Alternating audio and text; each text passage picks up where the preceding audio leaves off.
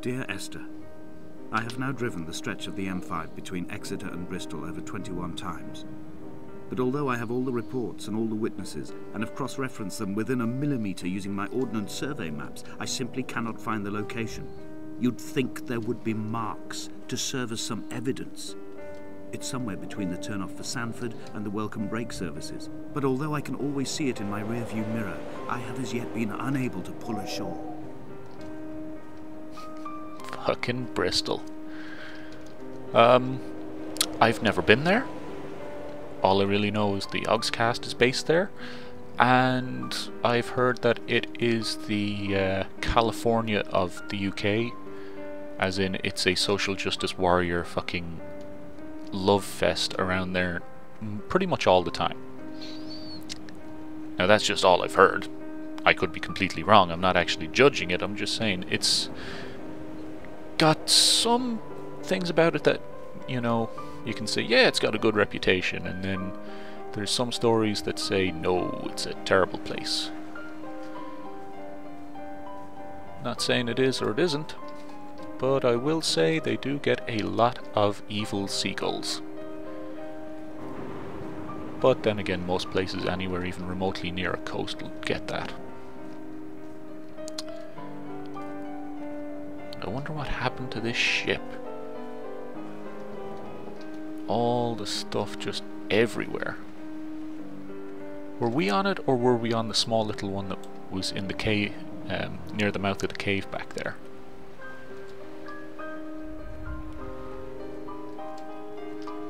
Just everything in pieces.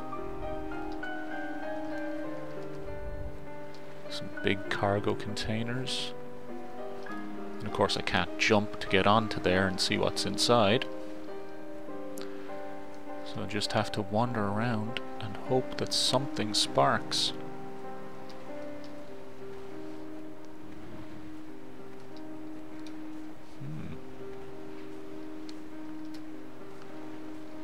And of course it's not the only boat, because there's another one there.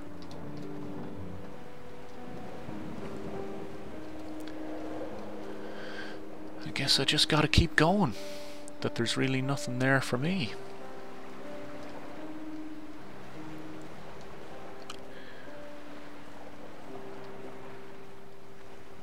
And like I said, that's just one of the things there about these games. There must be a hole in the bottom of the boat. How else could new hermits have arrived? Okay. Where am I supposed to go now? I can't seem to go anywhere. At least not that way, so maybe I have to go around. Maybe there's a way up over the other side there? There's definitely no way to go here. So it must be something across the beach here. Now I know there's plenty of people saying, hey, that's not a beach. Where's all the sand? I mean, there's some sand, but there's not enough. Well, definitely English beaches are probably a lot like this, minus the cargo ship. And a lot of the beaches here in Ireland are the same. I mean, yeah, we'll still have sandy beaches, but the amount of them that are nothing but rocks and dogfish bones and all sorts of crap is just ridiculous.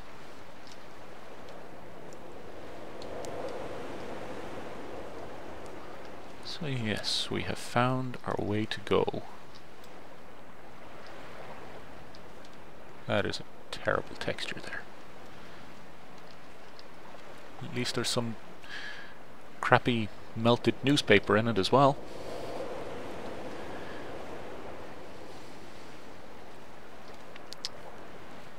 But I mean, a few years ago when they were doing this, I think they did this on like a shoestring budget. I think it was only a small handful of people. I really honestly don't remember much about it. All night the boy has kept me lucid. I sat when I was at the very edge of despair, when I thought I would never unlock the secret of the island. I sat at the edge and I watched the idiot boy blink through the night. He's mute and he is retarded, and he has no thought in his metal head but to blink each wave and each minute aside until the morning comes and renders him blind as well as deaf mute. In many ways, we have much in common. Indeed. I salute you, Blinky! Now, up we go. Rise to the top and see what else there is to see on this fair little island. I can't see big red Blinky anymore though. I'm not sure where that thing is. Ah, there it is. There it is. It is away in the distance. Now, I know we eventually end up there. That's one thing I do remember. And it's kind of the only place, you know, the only permanent feature. So obviously, even if I didn't know that we have to end up there, I would assume we'd have to end up there. But looking at it like this, you'd wonder, how do we get all the way over there? But of course, we're already so far along through the island already.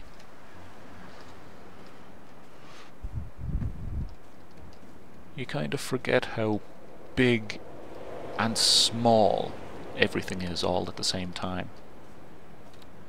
So wait, didn't we come from here?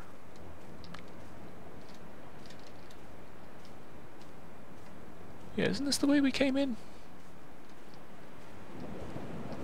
Am I even going in the right direction? Because I don't think so anymore.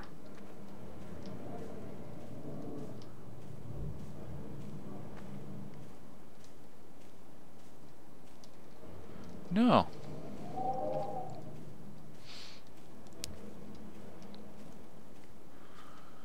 So I went down, I looked at the buoy, and there was nothing there. There was no way up. It just seemed to go nowhere. So there must be some way over here that I'm not seeing.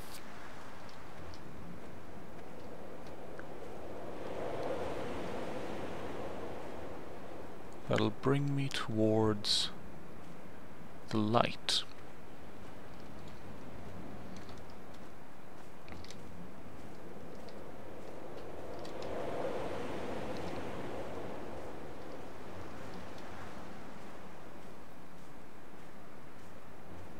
Like I said, that's one of the things about these games I really don't like.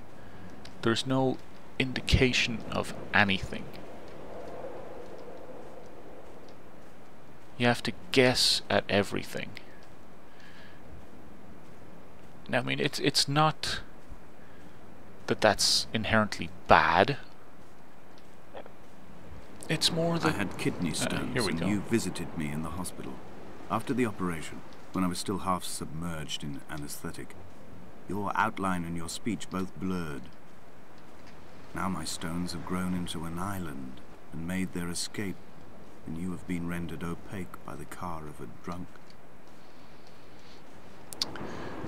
Yeah, but what I was about to say was, in most other games you'd have something that would compel you to go a certain way, or do a certain thing that you might not otherwise do, and you eventually figure it out. It's nice going down into a ravine there. Thank God I didn't go down there. So I mean, I suppose it's nice having to just find your own way at times.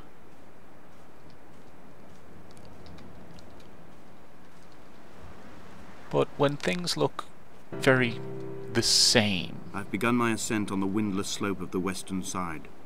The setting sun was an inflamed eye squeezing shut against the light shone in by the doctors. My neck is aching through constantly craning my head up to track the light of the aerial.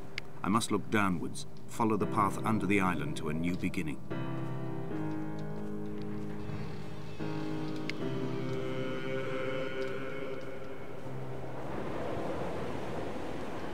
Okay, so there's a path under the island, he says.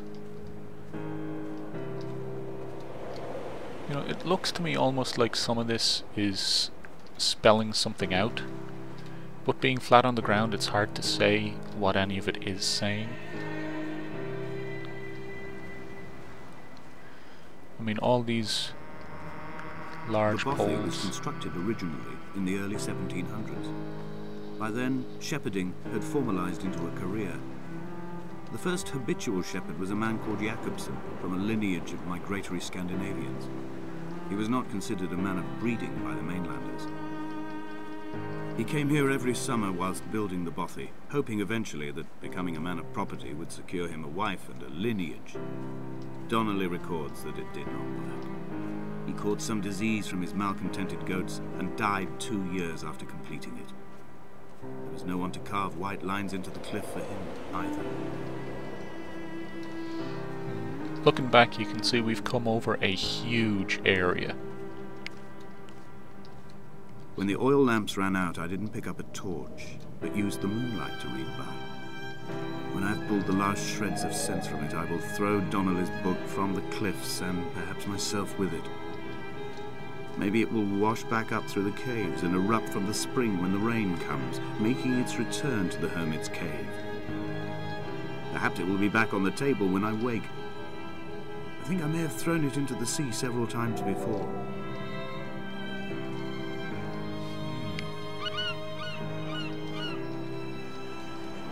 So we're out back of the house now. There's this little building over here we'll have a quick look at. I don't expect there's anything really worth looking at inside it. Come on, over the stone. Yeah, it's just like a sheep pen.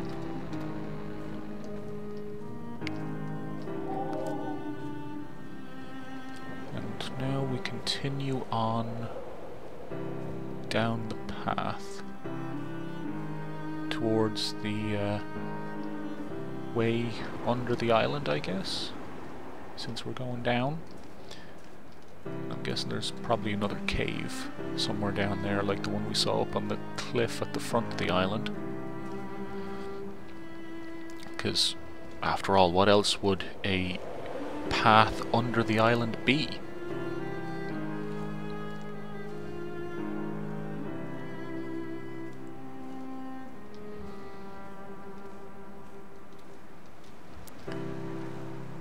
Curving back on ourselves quite a bit here, and there's no safety railing.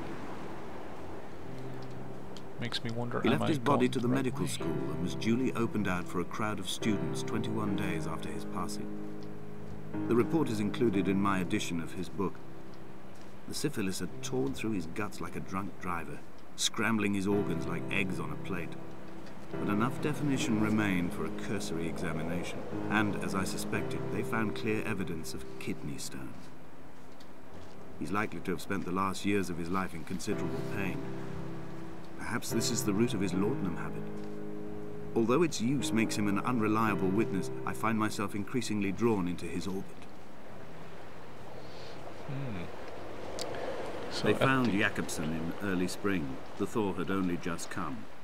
Even though he'd been dead nearly 7 months, his body had been frozen right down to the nerves and had not even begun to decompose. His fingernails were raw and bitten to the quick. They found the phosphorescent moss that grows in the caves deep under the nails. Whatever he'd been doing under the island when his strength began to fail is lost. He'd struggled halfway up the cliff again, perhaps in a delirium, perhaps trying to reach the bothy's fire before curling into a stone and expiring.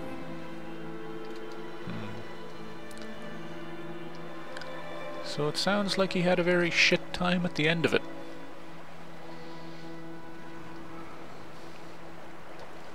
But there we go, we've got a cave in the distance. And just another one of dozens of smashed up boats. I gotta say, whoever was running the lighthouse really dropped the ball on this place. Climbing down to the caves, I slipped and fell and have injured my leg. I think the femur is broken. It is clearly infected. The skin has turned a bright, tight pink, and the pain is crashing in on waves, winter tides against my shoreline, drowning out the ache of my stones. I struggled back to the bothy to rest, but it has become clear that there is only one way this is likely to end. The medical supplies I looted from the trawler have suddenly found their purpose. They will keep me lucid for my final ascent. Okay, I just wanted to see if there was anything over here. Any hidden little secrets. It does not appear so. There's just someone's bag with some poorly textured stuff in it. But anyway, around we go into the cave to see what awaits us beneath the island.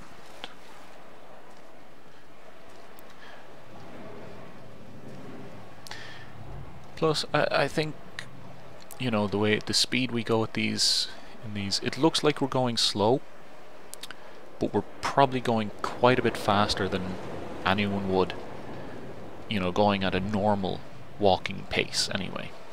Because it seems like we're covering a lot more ground than you would expect to. Or maybe I'm just a slow-ass fucking walker.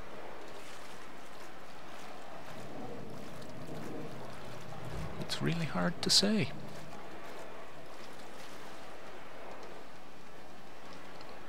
At least we got some candles around here. And a phosphorescent cave with a light source coming in from the ceiling.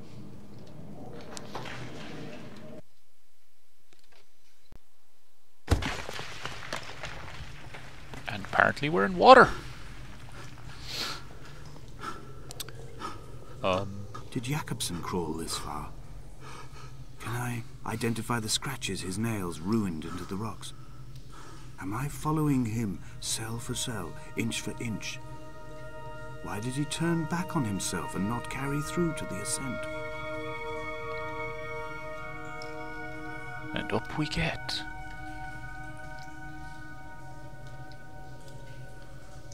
Aw, that sucks. My flashlight broke. Can I take one of these candles that for some reason is burning after however many years? That was a long fall. A really long fall.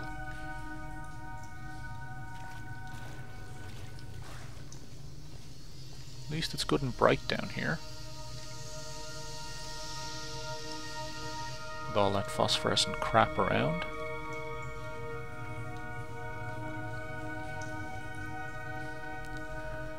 And of course it's all over the walls. Here we are with some more of it. Looks nice, nice little green cave. Well, I say that it looks nice, but I can imagine that if you're down in it, it'd either be eerily fascinating or unbelievably freakish and terrifying. It really depends on the person. Okay, so we got two ways. We got up there and in here. I'm guessing this doesn't really lead anywhere. There is no other direction. No other exit from this motorway. Speeding past this junction, I saw you waiting at the roadside, a one last drink in your trembled hands. You know, lots of these scratches all over the place. And candles in the middle of it all.